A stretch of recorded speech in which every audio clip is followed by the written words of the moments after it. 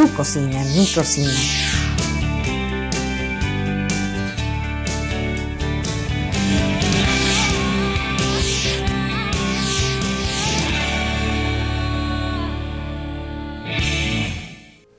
Bienvenidas, bienvenidos al Sabor del Saber.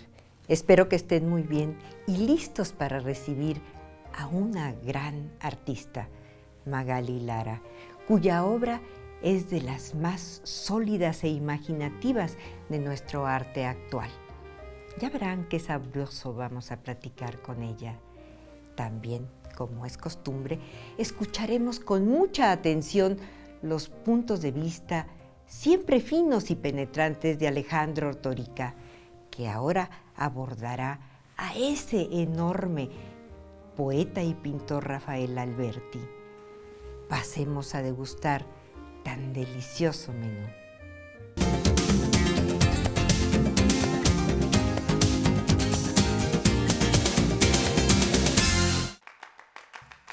Intérprete del mundo, Magali Lara parece ambular en dos planos, en el de una primera percepción y el de una expresión sumamente pensada, elaborada en función de las posibilidades de la poesía. El resultado ha sido, desde su origen, un arte singular, personalísimo, de formidable alcance. Por eso, los diversos e importantes reconocimientos que ha obtenido a lo largo ya de más de 2 décadas de trayectoria profesional. Son conocidas sus preocupaciones políticas y su interés en desarrollar formas de arte no objetual, y su interés por los libros de artistas. En 1981 fue curadora junto con Emma Cecilia García y Gilda Castillo de la primera exposición de mujeres artistas contemporáneas mexicanas que viajó al Kunstlerhaus Bethenien, en Berlín Occidental. Ha expuesto de manera individual y en múltiples exposiciones colectivas en México, Estados Unidos, Europa y América Latina. Su obra forma parte ya de varias colecciones importantes. Una pintura, la de Magali Lara, está en lo más alto de la expresión artística de México en nuestro tiempo y conocida ampliamente fuera del país. Con nosotros, Magali Lara. Magali, muchísimas gracias por estar aquí y te felicitamos por esa brillantísima trayectoria. Al contrario, muchísimas gracias por la invitación. Y bueno, pues sabemos que te gusta la poesía, el color, por supuesto, el mundo de las sensaciones y de una manera muy especial esa transformación de algo en otras cosas, lo cual pues te hace una artista, una creadora pues con una personalidad muy propia. ¿Cómo se fue gestando tu estilo? ¿Cómo descubriste tu vocación?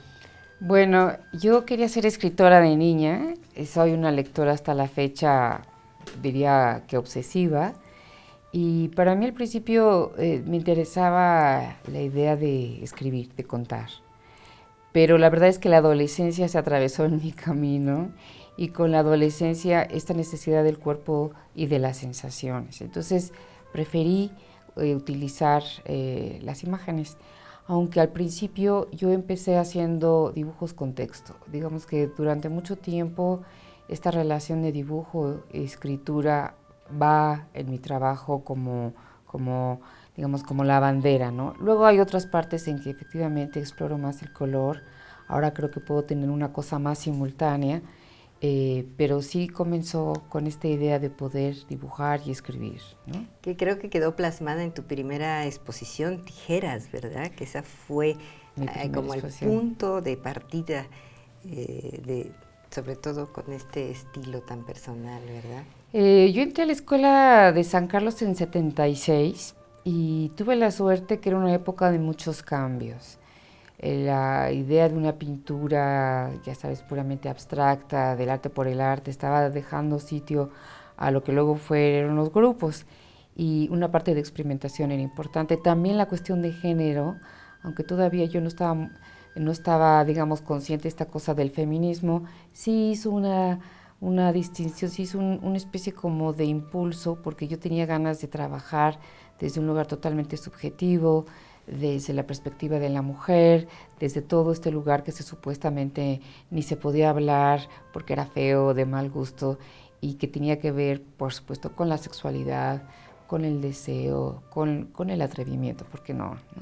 Y sí, fue una exposición muy pequeña, con tijeras, los objetos domésticos, y sobre todo me gustaban las tijeras porque era un objeto muy ambivalente, ¿no? Sí. Muy ambiguo. Tú lo sabrás como cocinera mejor sí, que nadie. peligroso, pero al mismo tiempo noble. Y, oye, y ahora quisiera saber de tu más reciente exposición, que también tiene, bueno, la música, que es otro de tus intereses muy marcados, y pues ha tenido una gran crítica, como todo lo que tú haces.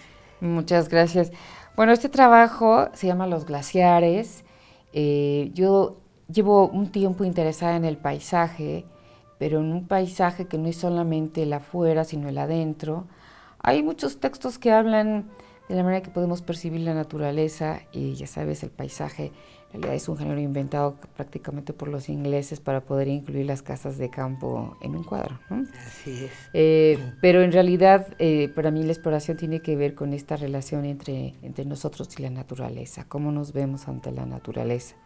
Puedo citar este cuadro de Caspar Friedrich, ese que es muy famoso, de ese hombre visto de espaldas, mirando el mundo. Un poco era esta idea, me surgió cuando fui a los glaciares. Yo iba a cumplir 50 años y mi pareja me dijo, bueno, vamos a ver algo realmente viejo para que no te sientas mal. Y fuimos a los glaciares, a Perito Moreno, y ahí viendo esta maravilla, esto que es tan viejo, más viejo que nosotros, me entró esta idea de que estamos viendo algo que se va a morir. Ay, qué pena, ¿verdad? Qué Sí. bueno que lo haces, porque yo siento que es una, bueno, como también es tu interés en la política, en todos estos asuntos y en los problemas que nos aquejan.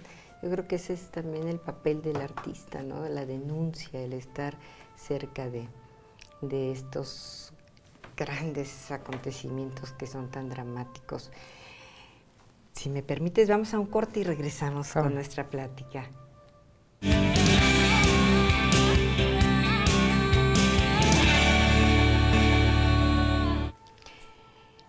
Magali, me gustaría que nos platicaras cómo ves el universo de las pintoras mexicanas, especialmente respecto a ti, tus experiencias y los obstáculos por los que atraviesa la mujer creadora. Bueno, yo tuve la suerte de formarme con un grupo de mujeres de mi edad, que eso nos dio, creo, a todas una enorme vitalidad. Entonces soy una ferviente creyente de la amistad y del diálogo continuo. Creo que hay ahora más artistas que en nuestra época. Antes era muy difícil, había muchos prejuicios. Creo que mi generación efectivamente es la primera que aparece como generación. Digamos que ya no hay excepciones, sino ya no era la pintora y la poeta, sino que había un montón de poetas, un montón de escritoras, un montón de pintoras, y que bueno, cada quien con su diferente estilo, pero que ya marcó la diferencia entre ser una excepción y ser una generación. Yo creo que había y sigue habiendo muchos problemas. No es fácil que una mujer represente a México en las bienales. Ahora me dicen que va a ser Teresa Margolles la que va a ir a la Bienal de Venecia. Estoy muy contenta porque creo que es la primera vez. Creo que hay gente muy reconocida como Graciela Iturbide, como la misma Teresa, como Melanie Smith, pero sí es verdad que hace falta hacer una especie de historia de nuestra propia manera de enfrentar los problemas, no solamente estéticos, sino sociales. Hay mucho trabajo ahora alrededor, por ejemplo, de la violencia doméstica.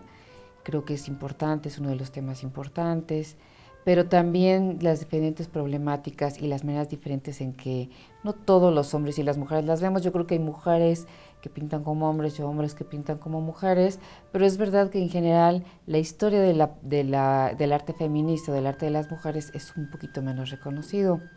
Por cierto, que aprovecho para decirte que hay un lugar que se llama Museo de Mujeres en el internet. Lo vi, muy interesante, me gustó muchísimo. Ha sido un proyecto de Lucero González que nos ha invitado a muchas artistas. Que vi que no es lucrativo, que tiene muchas ventajas y me gustó muchísimo. Ahora revisando tus pues ahí toda tu biografía. Me encontré con ese museo que me dio mucho gusto, no lo conocía. Fíjate. Sí, ha sido interesante porque estamos tratando de hacer primero una visión histórica, porque ya sabes, ahora se habla mucho de Frida Kahlo y había muchas más artistas en su generación, Claro, ¿no? sí, las desplazó a todas.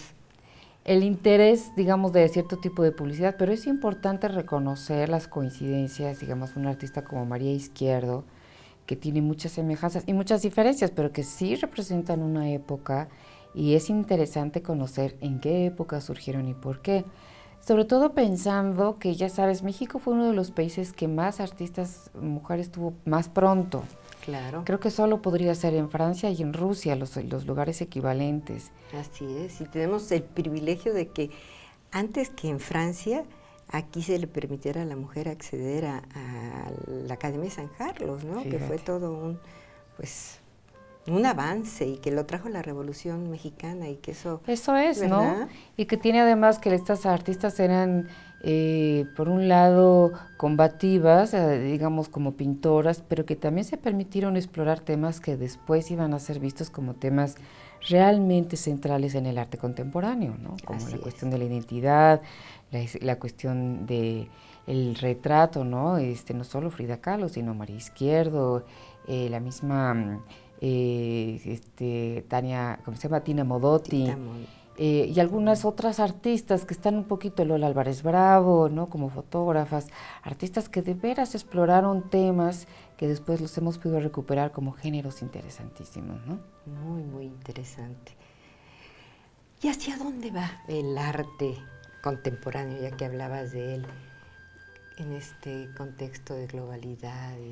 Creo que ahora las prácticas artísticas son mucho más complejas que cuando nosotros estuvimos en la escuela estudiando. Ahora sí ha habido un cruce de diferentes prácticas, influido por supuesto por la posibilidad del internet, por la posibilidad de reproducir obra de muchas maneras, pero también por un sentido cívico de muchos artistas de intervenir en su realidad. Qué bueno, pues me parece pues una manera nueva de concebir el mundo, ¿verdad? Vamos a un corte y regresamos. Familia, y son creadores, unos más, igual de talentosos. Y yo quisiera imaginarme la infancia de ustedes en el seno familiar. Se cocinó muy bien para que hubiera todo ese talento. Bueno, la cocina era muy importante en mi casa, sí, hablando de eso, sí. Sí, platícame. Y sí creo que había un gusto por la vida, de parte de los dos, pero creo que lo más importante para mis papás era la educación.